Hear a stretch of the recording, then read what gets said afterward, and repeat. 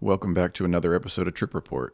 Today I wanted to discuss a show that I went to several years ago by the name of Mesmerica 360. My lady had somehow stumbled across a flyer for it, and we decided we would go check it out. It was a fully immersive experience in the domed theater down in Balboa Park. It goes across the country to all the different IMAX dome theaters that are out there.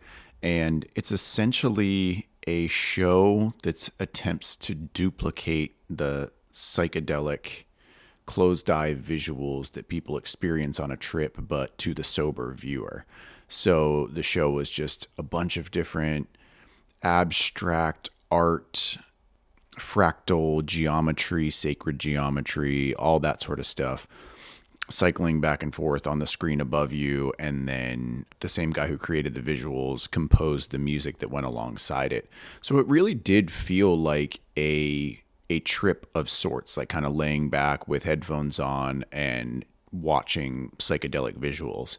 Fascinating stuff. It would have been cool just as is, but we decided we wanted to try to take it up a notch. So my younger brother was in town at the time, and the day before we had actually gone up to Joshua Tree and done 2 grams of mushrooms up there, and it was mind-blowing experience. I really do feel like it brought us closer together, and it was just an unbelievable experience.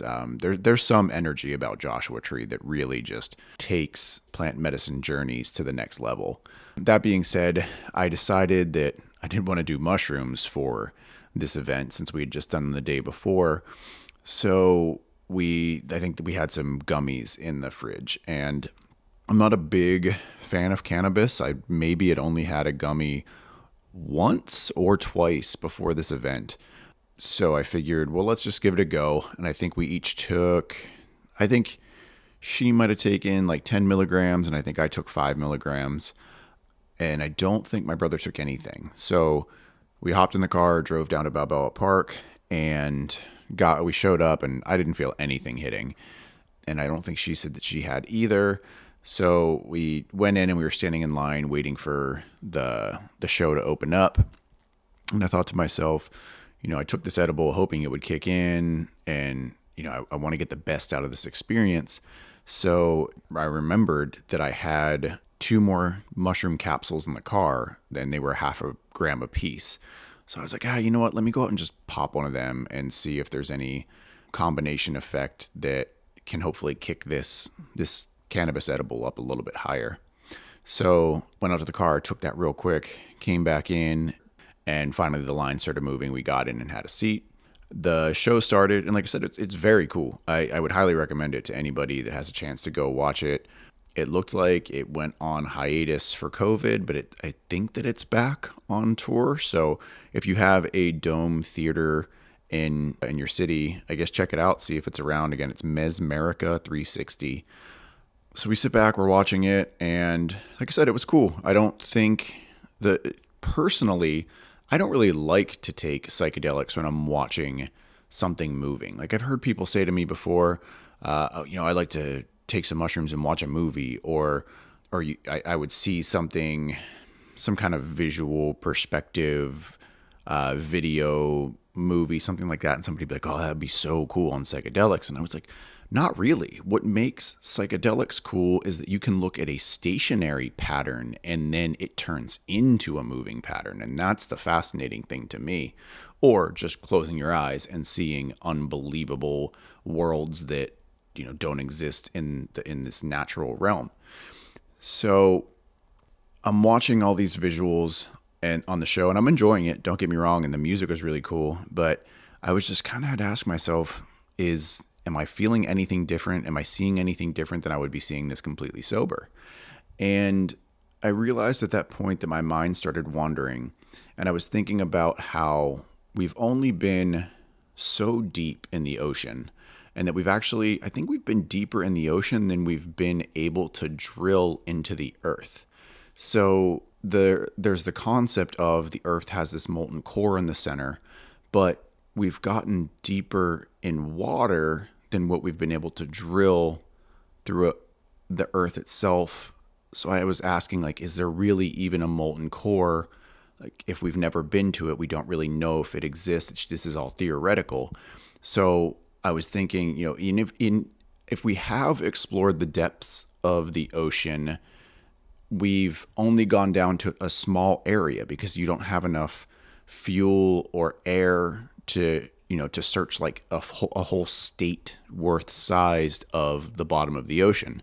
So that being said, I was like, if there was any alien life or even giant squid or sharks or anything like that that exists, as we were dropping down to that area, they would sense something coming and move out of the way anyway. So we wouldn't be able to see a lot of these things that might exist at the deepest depths of the ocean. And that being said, I was like, what are the chances that, because the majority of this globe is covered in water, that there are different tunnels in the bottom of the ocean that go completely through the earth, that could start from one point and then just pop out on the other side of the earth, so that there is a straight shot through it. And that's another way to access, it could be a different way of transportation that's even more convenient. And as I started to realize that I'm thinking about this, that's when I thought, oh yeah, that edible kicked in for sure. So I kind of like laughed about it and then sat back and let my mind just wander, and I observed what was going on. And it was just a really overall great experience. Like I said, there was no need to have any plant medicine enhancement to really enjoy this show, but it was cool to just like let my mind wander and see the thoughts that popped up.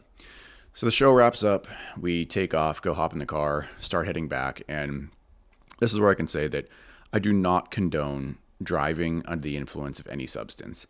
And if I could go back, I wouldn't have done it. It was not an intelligent thing to do. But as we got to the car, they may have asked me, "Are you okay to drive?" And as we walked out of the theater, I felt like I was totally normal. I didn't think that there was any issue. So we got in the car, drove around, the back roads to get on the freeway. And when we got on the freeway, that was when it clicked for me that I was seeing in the most crystal clear HD vision that I may have ever had. And I have a prescription for glasses, but I very rarely wear them. I leave them in the car, and if I'm tired at night, that's usually the only time that I'll wear prescription glasses, just to make my night vision a little bit clearer. But there was no need for glasses at this point. I could see further than I have ever seen before, and at that distance, it was still HD vision, absolutely crystal clear. So I was like, this is actually pretty cool. But I got on the freeway, and because I knew that in all reality I was under the influence of something, I played it like, again, could never condone any substance while driving, but made some poor decisions in my 20s where I drove home from parties that I should not have. And, you learn at those younger ages how to just set cruise control, and so that your speedometer is set and you just stay between the lines and you get to where you need to go to. Again, highly recommend against that. Not proud of anything that I've done in the past. Will never do it again, but it happened, and it is what it is. So played the driving under the influence game, set the cruise control to the right speed, held it in the lines, and worked my way up the freeway. Now, as I was accelerating to 80 miles an hour, it felt like I was in a rocket ship. As I was just picking up speed, it felt like I was going so fast. It was unbelievable. And it was fun. I mean, like, it felt really cool. And I think that she had looked over me at the time and said, "Are you okay?" Because I had a big smile on my face. And I was like, "Oh yeah, I'm having a wonderful time." And so being set at cruise control, I got to the point where, I would need to adjust up or down with the plus minus button. And I think that I'm pretty sure it adjusts like 1 mile an hour when you press each way on that button. But every time I would press it up, I felt like in Mario Kart where you hit the little arrow on the ground, and it felt like I had turbo boosters launching me forward in the car. And then every time I would press the down arrow and lose a mile an hour, it felt like my body was being sucked backwards into some kind of vortex. So bizarre to be so in touch with the body and so in touch with speed, to feel every little movement like this so drastically. But I worked my way over to the carpool lane. Again, barely any traffic. This was, I think, a weekend night. So there was, or weekend evening, I would even say. So nobody really on the road. Probably the safest time to be in this state while operating a motor vehicle. Again, don't do it, but this is the story. So So we get in the carpool lane, and as we're getting closer to North County, there's a few areas where you go down a hill, back up a hill. You know, the freeway has some elevation change to it. And when I was coming uphill, it was almost as if I couldn't tell whether I was going up or down. It was very bizarre. It didn't feel like I could tell, like, even though knew that I was going uphill, it almost looked like it was going down. So it was a bizarre depth perception thing that was going on. But then whenever I got to the peak of the hill and we started to come back down, I could I could watch the speedometer and know that I was locked at 80 because I was on cruise control. But because the car was facing downhill and I could now feel myself descending in elevation, it felt like I was just picking up more speed and more speed and more speed. I would have guessed I was doing 200 miles an hour by the time I got to the bottom of the grade and it leveled back out. But still doing 80 because the cruise control was set there. So it was just fascinating that how the body can take into account the elevation change and the pitch and everything that's going on. So finally we get up into Escondido area where we're by the mall, and coming out of the carpool lane, instead of having to cut across 5 lanes of traffic to the right to get off of the exit, they have an exit ramp straight from the carpool lane. So I turn up there to leave and just busted out laughing, and they were like, what's so funny? And it felt like I was in a pinball machine, and that the ball was hit up to that one of those, little launch ramps that goes up and around. And as soon as I got to the top, I was like, I won. And they were like, what do you mean you won? I was like, we won. We finished the game. And it felt like that whole freeway drive from Balboa to Escondido was just some kind of pinball machine game that was just unbelievable. But when I got off the freeway, I kind of felt like I balanced back down to neutral and everything was normal again. So we got home and we come inside, and my lady decided she wanted to play Chinese checkers. My brother was game, so they set the game up, and I just laid down on the couch, set Pandora to play, and I put it on the AWOL Nation radio station. So it was, rock kind of music. It was like AWOL Nation, Muse, that genre of music. And so I laid back and I'm looking around the room, and everything is still pretty HD. But what was bizarre was all of the plants looked fake. So it's usually the flipped whenever I'm on mushrooms. It's like the things that are of nature are crystal clear, vivid, alive, you can tell. And then all of the man-made things seem synthetic and fake and weird. And it was the opposite this time. It was like all of the man-made stuff seemed normal, but the plants looked plastic and fake and bizarre. And I thought to myself, if there are visuals right now, like my visual perspective is altered, so there must be something with my eyes closed. So music's playing, they're playing their game, I decide just lay back, close my eyes. So I'm just, kick it back on the couch, get comfortable, shut the eyes, and sure enough, patterns start coming in. And they were unlike any other visuals that I've experienced previously, because LSD, psilocybin, DMT, they're all pretty similar in what I've come to see the visual space. DMT, I feel like, is a little more, it's like another layer on top of the usual visuals. There's more detail. But with LSD and psilocybin, they're almost identical in my experience. But this was vastly different, and I can't explain it. It was just a different style visual. So I'm watching the visuals, and they're pretty cool, just like working my way through. And then I would say the colors were more like blues and greens and yellows, like brighter, interesting, kind of friendlier colors. And then as they would start to turn, and it would become a darker orangish to reddish they just went from benevolent to malevolent. And as the visions got darker, I would notice that I would get really cold, and then my jaw would start to lock up. And it was a very bizarre feeling. And obviously, it's not good to feel like you're getting lockjaw or anything like that. So I would focus on it and try to shake it off. And then the pattern would go back to the happy stuff. And then the jaw would unlock and I would warm back up. And then it would it was a cycle. It just kept happening. And at one point it clicked, and I don't know how I realized this or what the deal was, but what the connection that I made was that these benevolent visuals coming through were dreams that I had as a child before I programmed into my brain the reality of Earth and started dreaming in day to day activities.